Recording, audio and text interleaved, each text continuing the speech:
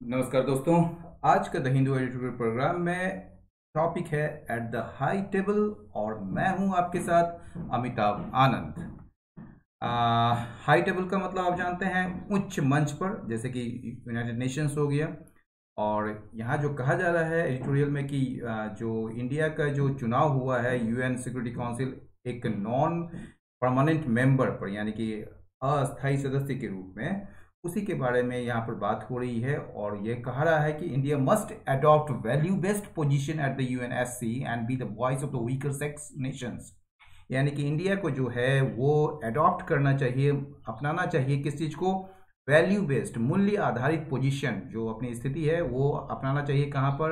United nation security council में। और जो है मस्ट बी, ठीक है ना, मस्ट बी द वॉइस, आवाज़ बननी चाहिए वीकर नेशन की, जो कमज़ोर देश हैं उनके।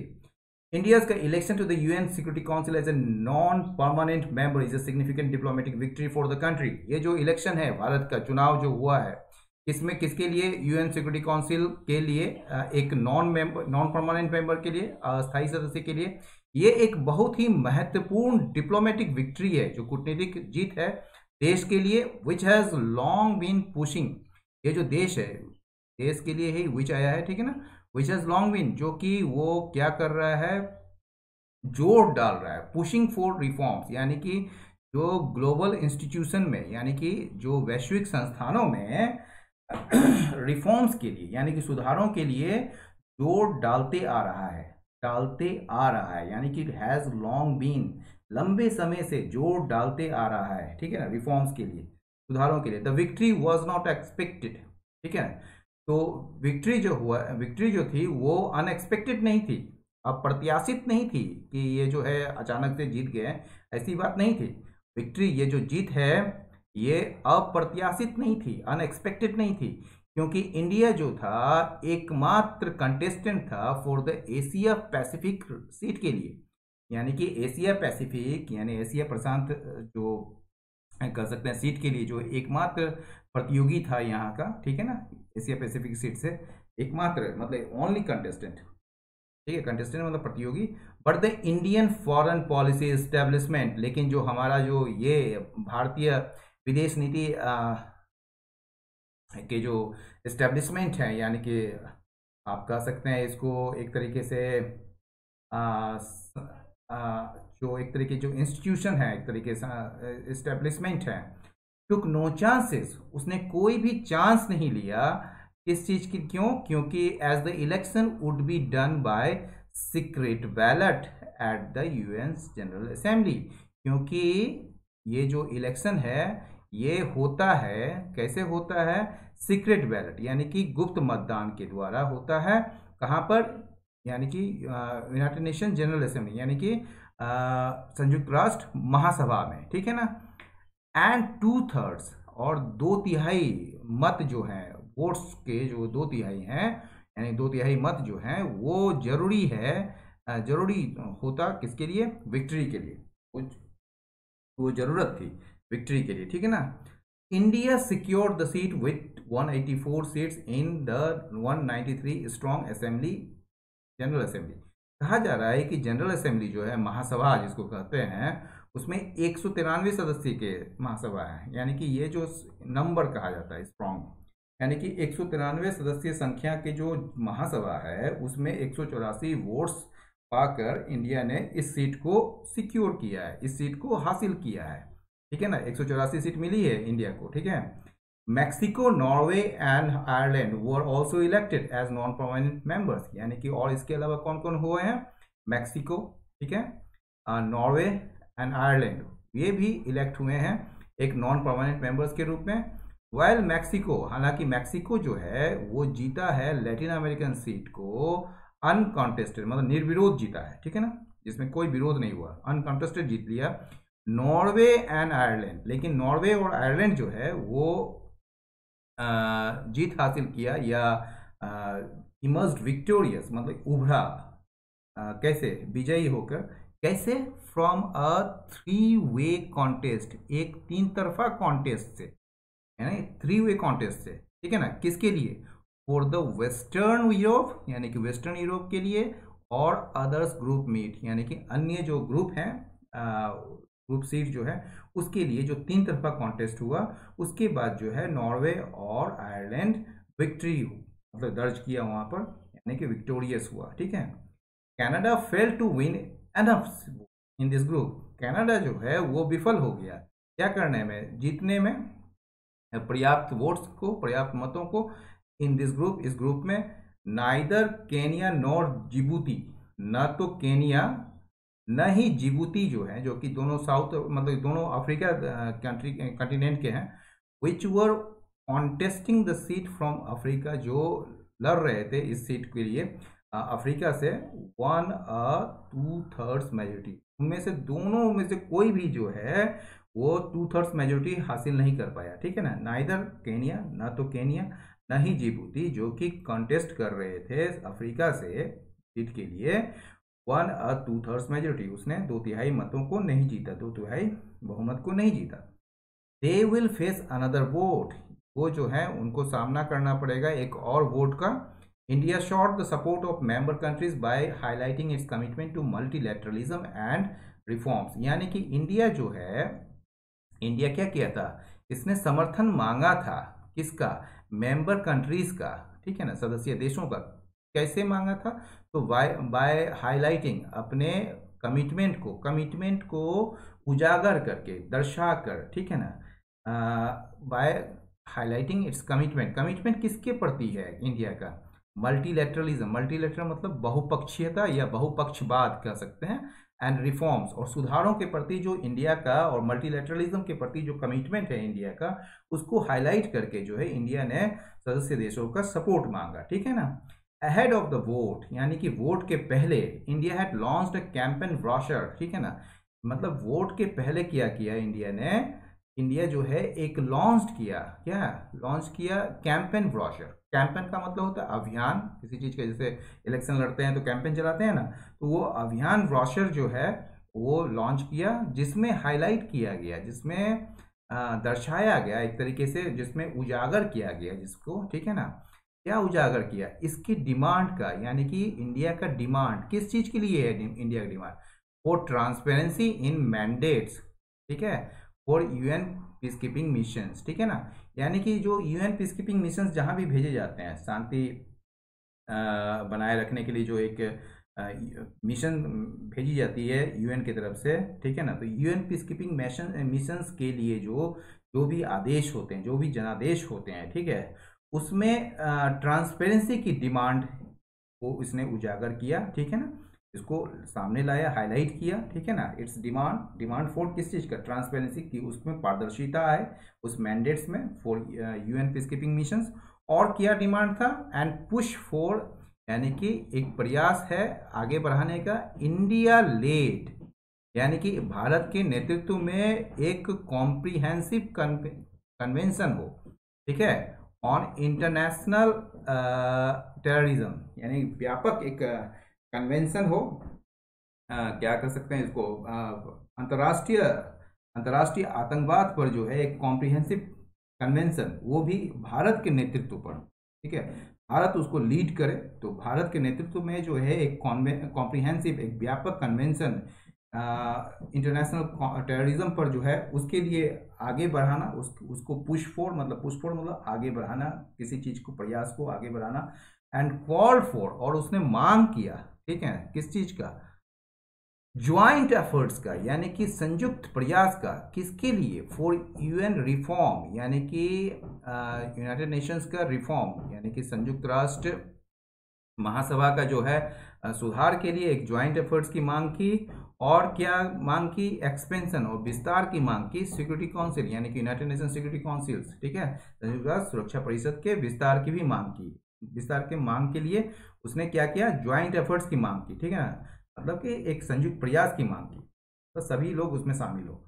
A new orientation for a reformed multilateral system, that is norms. ये नॉर्म्स की बात हुई है, जिसको कि अभी एक्सटर्नल अफेयर्स मिनिस्टर जो है एस जयशंकर ने कहा था। ये होता है अ न्यू, एक नई दिशा, ओरिएंटेशन मतलब दिशा, ओरिएंटेशन में बहुत कुछ होता है। ऐसे आप कह सकते हैं प्रेफरेंसेस आपका क्या है, जैसे आप कह सकते हैं इंटरेस्ट क्या है आपका, या फिर इसको दिशा क्या है, मतलब डायरेक्शन क्या है। तो यहाँ पर दिशा के सेंस में है a new orientation for a reformed multilateral system. Reform का मतलब समझ ही रहे हैं, यानी कि एक तरीके से क्या कहेंगे, सुधार की गई, मतलब कि जो सुधरी हुई एक मल्टीलेटरल मतलब बहुपक्षीय प्रणाली, ठीक है, सिस्टम मतलब प्रणाली या व्यवस्था, एक सुधरी हुई बहुपक्षीय प्रणाली के लिए जो एक नई दिशा है, जिसको आप नॉर्म्स कह रहे हैं यहाँ पर, उसका शॉर्ट फॉर्म है, जिसको कि एज लेड आउट, जैसा कि कहा गया था किसके द्वारा, external affairs minister S Jaishankar के द्वारा, वुड बी, वो जो होगा इंडिया का ओवरऑल ऑब्जेक्टिव, वो क्या होगा, इंडिया का एक, भारत का एक समग्र उद्देश्य होगा, ठीक है, एक समग्र उद्देश्य होगा किस, ड्यूरिंग द 2 ईयर टेन्योर, ये 2 साल के कार्यकाल के दौरान इसका भारत का एक समग्र ऑब्जेक्टिव होगा। दैट विल बिगिन, ये दो साल का कार्यकाल जो है वो शुरू होगा अगले साल से, अगले साल शायद जनवरी से शुरू होगा, ठीक है। Achieving this would depend on how India will conduct diplomacy in the global body, build alliances and raise issues that go beyond the interest of Big Five। अच्छा, Big Five का मतलब समझ लीजिए, जो यूएन सिक्योरिटी काउंसिल में जो Big Five है, जो 5 वो परमानेंट मेंबर्स हैं, उसी की बात हो रही है। तो यहाँ कह रहा है कि अचीविंग दिस, इस चीज को हासिल करना, वो डिपेंड करता है या डिपेंड करेगा किस पर, ऑन हाउ इंडिया, कैसे इंडिया जो है संचालित करता है कूटनीति को इन द ग्लोबल बॉडी, मतलब कि वैश्विक संस्थानों में, या ये जो ग्लोबल बॉडी है यूएन या यूएन सिक्योरिटी काउंसिल जो है, ये ग्लोबल बॉडी है, तो वहां पर जो है कूटनीति को कैसे भारत संचालित करता है, उस पर इस मतलब कि इसके प्राप्ति का या इसको हासिल करने का ये डिपेंड करेगा, ठीक है ना। यानी कि अचीविंग दिस, इस चीज को, ठीक है ना, इस चीज को जो है आप हासिल करेंगे, यह चीज जो हासिल करने का जो बात है, वो डिपेंड करेगा, वो निर्भर करेगा किस चीज पर, कि कैसे भारत जो है वो कंडक्ट करती है डिप्लोमेसी को, यानी कि कूटनीति को जो है कैसे संचालित करती है ग्लोबल बॉडी में, यानी कि वैश्विक संस्थानों में, बिल्ड अलायंसेस, कैसे जो है भारत मतलब कि संबंध बनाती है या गठबंधन बनाती है, एंड रेज इश्यूज, और मामले को कैसे उठाती है, ठीक है ना, और मामलों को या मुद्दों को कैसे उठाती है, जो मुद्दे beyond the interest of the big five, जो मुद्दे जो हैं, ये जो बिग फाइव जो देश हैं, 5 देश जो हैं जो कि परमानेंट मेंबर्स हैं, उनके हितों के परे जो जाता है, मतलब उनके हितों से अलग हटकर जो अगर मुद्दे उठाते हैं, तो उस पर ये डिपेंड करता है इस चीज को अचीव करना।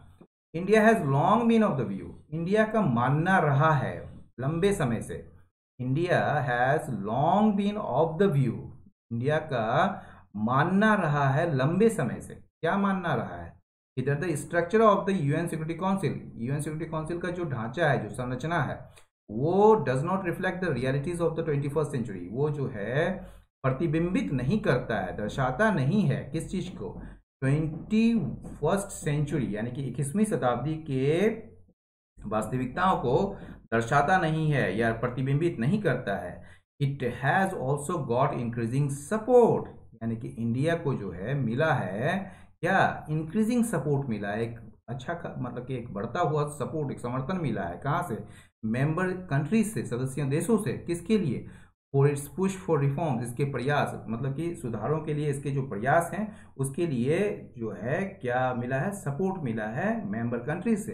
बट द 5 परमानेंट मेंबर्स, लेकिन ये जो 5 परमानेंट मेंबर्स हैं, ठीक है ना,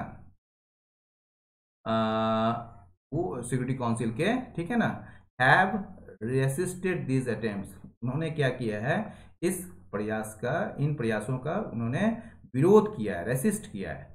the covid pandemic has already shaken up the global order, ठीक है, कहा जा रहा है कि ये जो कोरोना वायरस जो पैंडेमिक है ना, ये पहले से ही क्या कर दिया है, हिला कर रख दिया है वैश्विक व्यवस्था को, ठीक है, वैश्विक व्यवस्था को, ग्लोबल ऑर्डर को, एंड शार्पेंड, और तेज कर दिया है क्या कर, राइवलरी, जो प्रतिद्वंदिता है इसके बीच, यूएस और चाइना के बीच जो प्रतिद्वंदिता है, उसको और ज्यादा तेज कर दिया है, ठीक है ना। It has also opened up fresh debates, इसने जो है एक नई बहस शुरू की है किस पर, ऑन स्ट्रेंथनिंग कि मल्टीलैटरलिज्म एंड मल्टीलैटरल इंस्टीट्यूशन, यानी कि बहुपक्षीयता और बहुपक्षीय जो संस्थाएं हैं उसको मजबूत करने को लेकर जो है एक नई बहस शुरू की है इसने, ठीक है। इन दिस कॉन्टेक्स्ट, इस संदर्भ में जो है the challenges before India are many, इस संदर्भ में जो है चुनौतियां जो है भारत के समक्ष वो कई सारे हैं, बहुत सारे हैं, ठीक है। The security council is one of the most important multilateral decision making bodies where the contours of global geopolitics are often drawn. कहा जा रहा है कि सिक्योरिटी काउंसिल जो है is one of the most important multilateral decision making body, यानी कि ये जो है